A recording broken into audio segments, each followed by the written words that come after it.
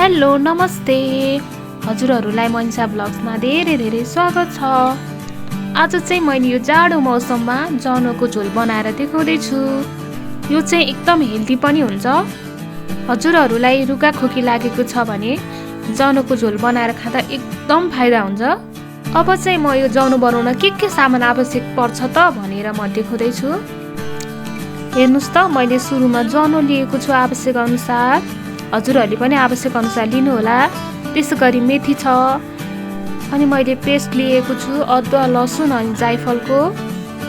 त्यसैगरी बेसार, नुन, खोर्सानी, जिरा र धनियाको पाउडर लिएको छु, अनि पिठो लिएको छु चामलको। जनो कति बनाउने हो त्यही अनुसार लिनुहोला।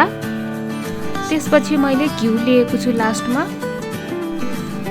जनो बनाउन मैले कराई बसालिसकेको छु, ग्यास नै अन गरिसकेको छु। अब चाहिँ म घिउ राख्छु। तपाईहरूलाई कति चिल्लो मन पर्छ त्यही अनुसारले घिउ राख्नुहोला। मैले चाहिँ थोरै घिउ राखेको छु।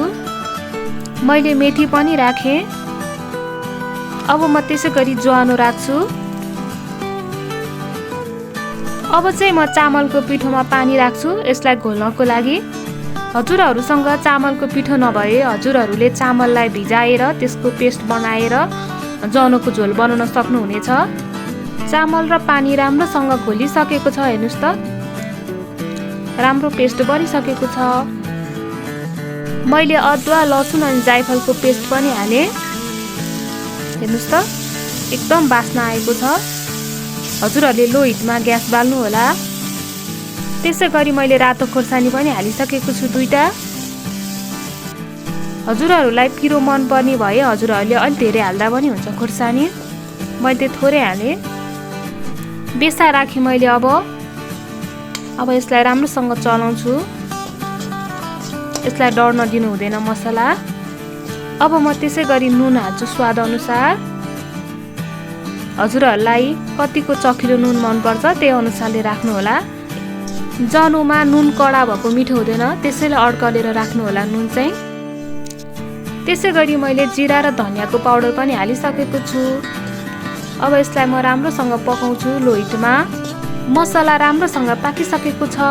अब चाहिँ मैले अघि बनाएको पानी र चामलको पेस्टलाई पनि हालेँ। यसलाई डढ्न दिनु हुँदैन, सानो ग्यासमा मजाले पकाउनुपर्छ यसलाई। एकछिन यसलाई राम्रोसँग पकाएपछि मात्र फेरि पानी एड गर्नुपर्छ। अब चाहिँ म यसमा आवश्यक अनुसार पानी राख्न गइरहेको छु। हजुरहरूले पनि आफूलाई कति चाहिन्छ त्यही अनुसारको मात्रामा पानी राख्नुहोला। मैले चाहिँ अलि धेरै नै जनको झोल बनाउन लागेको भएर पानी मैले धेरै राखेको छु। अब चाहिँ म यसलाई लो हिटमा 10 मिनटसम्म पकाउन गइरहेको छु।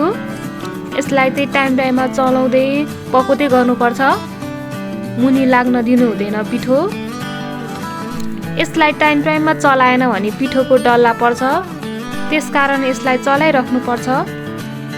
ज्वानोको झोल चाहिँ पाक्दै गएपछि बाक्लो हुँदै जान्छ। हेर्नुस् त, ज्वानोको झोल राम्रोसँग छड्किसकेको छ। अब चाहिँ यो पाक्न लागिसके जस्तो भइसक्यो।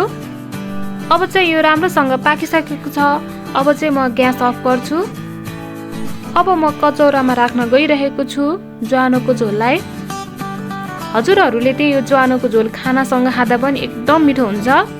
आजको भिडियो हजुरहरूलाई कस्तो लाग्यो, मन परेको छ कि छैन? यदि मन परेको छ भने लाइक, कमेन्ट अनि सब्सक्राइब गर्न चाहिँ नभुल्नु होला है। यो चाहिँ मैले एकदम हेल्दी तरिकाले बनाएको छु। यो ज्वानोको झोल चाहिँ सुत्केरी भएको बेला पनि खान एकदम राम्रो हुन्छ। त्यस्तै नर्मल रुगा खोकी लागेको टाइममा खाँदा पनि एकदम फाइदा हुन्छ। त्यसैले मैले आज यो रेसिपी लिएर आएको छु। आशा छ हजुरहरूले मन पराइदिनुहुन्छ भनेर। हजुरहरूको आजको दिन एकदम शुभ रहोस्। आजको लागि बिदा लिन्छु है त साथीहरू। By by. फेरि अर्को भ्लगमा भेटौँला।